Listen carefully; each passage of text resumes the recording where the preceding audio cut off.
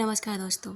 आपके साथ पत्नी के रूप में जो भी इंसान है वो आखिर में कौन है? क्या कोई पिछले जन्म का कार्मिक अकाउंट है या फिर कोई और है? क्योंकि इस जन्म में हमारे साथ जितने भी रिश्ते हमारे पास होते हैं वो हमारे पिछले जन्म के अनुसार ही बनते हैं। माता-पिता, बहन-भाई, पति-पत्नी, प्रेमी-प्रेमिका जितने भी संबंध होते हैं ना, आपके हर रिश्ता पिछले जन्म से निर्माण होकर आता है। यानी कि आप शरीर तो छोड़ देते हैं लेकिन जो ऊर्जा है, जो चेतना है वो संबंध नहीं छोड़ती।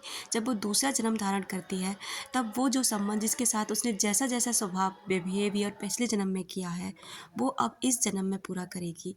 वो जो पिछले जन्म में आपका जो भी इंसान था वो इस जन्म में किसी न किसी रूप में आपसे जुड़ता है। आपकी पत्नी जो आपके साथ इतना लंबा समय बिताती है वो यूं ही आत्मा नहीं आ जाती। वो पिछले जन्म का हमारा कुछ हिसाब होता है, उनसे इतना लंबा और गहरा हिसाब होता है जो कि एक पार्टनर के रूप में ही वो चुका सकता है। बुद्ध ने कहा था कि जितने भी हमारे लंबे संबंध होते हैं वो हमारे कर्म के धागों से बंधे हुए होते हैं। बुद्ध के अनुसार हमारा शरीर तो खत्म हो जाता है लेकिन चेतना हमारी नहीं मरती। वो हमेशा जन्म लेती है, दूसरे जन्म में शरीर धारण करती है और उसी के अनुसार बुरे संबंध हमसे फिर से आकर के जुड़ते हैं। यानी कि आपकी पत्नी का इस जन्म में आपसे जो भी रिश्ता है वो पिछले जन्म के कर्म और भाव का रिश्ता है। आपने जितना भी कर्म उसके साथ किया होगा, जो भी भाव आपने उसके साथ रखा होगा, वही कर्म और वही भाव इस जन्म में आपकी पत्नी आपके लिए रखेगी। गीता के अनुसार हमारा हर संबंध पिछले जन्म से जुड़ा होता है। जिस तरीके से हमारा शरीर बचपन से लेके जवानी, जवानी से लेके बुढ़ापे की तरफ बढ़ता है, ठीक उसी तरह हमारा शरीर एक शरीर छोड़ के दूसरा शरीर रखता है और दूसरा शरीर छोड़ के तीसरा। यही हमारे जीवन का चक्र है जो निरंतर चलता रहता है। जब आप किसी व्यक्ति का फ़ायदा करते हैं, नुकसान करते हैं, उसे परेशान करते हैं, दुखी करते हैं, तो ब्रह्मांड इसको एक कार्मिक फ़ाइल में दर्ज कर लेते हैं जो आपको आगे चल के मिलने वाला होता है। बहुत के साथ ऐसा होता है कि छोटे-छोटे जो हमारे कर्म होते हैं हमें इसी जन्म में मिल जाते हैं।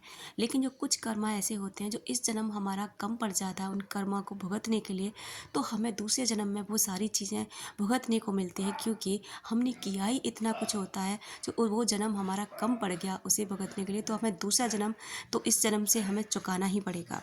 अगले जन्म में आपका यही अकाउंट उस व्यक्ति को आपके साथ जोड़ता है जिससे कि आपका जो अधूरा पड़ा हुआ था कर्मा वो पूरा किया जा सके। गीता में श्री कृष्ण कहते हैं कि आत्मा अजर अमर अविनाशी है, इसका कभी नष्ट नहीं किया जा सकता, लेकिन शरीर नश्वर है, इसका नाश होता है। और यही बात बुद्ध और महावीर ने भी बताई थी कि हमारे शरीर से जितने भी पाप कर्म होते हैं उनका हमें हिसाब किताब करना ही पड़ता है। जो भी हमारे कर्माज हैं वो हमें वापस मिलते ही मिलते हैं। हम जिसके साथ गलत करते हैं वो भी हमारे साथ गलत करने ज़रूर आते हैं। हम जिसको जो भी चीज़ दे रहे होते हैं वो पलटकर हम तक लौट कर ज़रूर आती है। यानी कि आज का जो हमारा जीवन है वो कल के किए हुए कर्मों का परिणाम है और कल का जो जीवन होगा वो आज के किए हुए कर्मों का परिणाम होगा। तो दोस्तों, अपने कर्मों को सुधार कर ही हम अपने जीवन को अच्छा बना सकते हैं, सुलभ और सरस बना सकते हैं। लेकिन अगर हम यही सोचते रहते हैं ना कि उसने मेरे साथ गलत किया तो मैं भी उसके साथ बहुत गलत करूँगा, तो ये चक्र कभी ख़त्म नहीं होता और ये निरंतर ऐसे ही चलता रहता है। कभी वो आपको डिफीट करेगा, कभी आप उसे डिफीट करेंगे। अगर आप यहाँ समझ जाते हैं ना तो आप यहीं और अभी इसी वक्त अपनी कर्मा को चेंज कर सकते हैं, अपने कार्मिक अकाउंट्स को चेंज कर सकते हैं। हमें लगता है कि हम अपना जीवन साथी चुनते हैं, ऐसा बिल्कुल भी नहीं होता, बल्कि ब्रह्मांड हमारे लिए जीवन साथी चुनते हैं क्योंकि उन्हें पता है कि हमें किसके साथ संबंध आगे बढ़ाना है और कौन हमारे लिए सही पार्टनर साबित होगा। अगर तुम्हारा पार्टनर तुम्हारे अच्छे और बुरे वक्त में साथ में खड़ा है ना, आपका ख्याल रखता है, तो समझ लो कि ब्रह्मांड एक आशीर्वाद के रूप में वो तुम्हें दिया है। तो तुम्हें उसका ख्याल रखना चाहिए और शुक्रगुजार होना चाहिए उस ब्रह्मांड का जिसने तुम्हें एक ऐसी आत्मा से मिलवाया है जो आपके लिए बहुत ही ज़्यादा लाभदायक है, आपको लाभ पहुँचाती है और आपके हमेशा सुख और दुख में साथ निभाती है।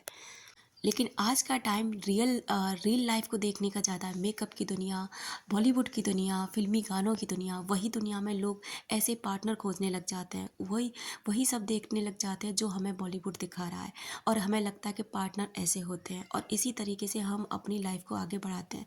लेकिन जब सपना टूटता है, जब रियल हकीकत की दुनिया से हम रूबरू होते हैं, तब हमें पता चलता है कि हम कहाँ गलती कर रहे थे। बाकी आपका पार्टनर कैसा भी है, मोटा है, पतला है, गोरा है, कैसा भी है, वो ब्रह्मांड ने आपको दिया है, आपके हिसाब से दिया है, आपके कर्मों के हिसाब से दिया है। इसलिए उस चीज़ को समझते हुए अपने जीवन को आगे बढ़ाएं।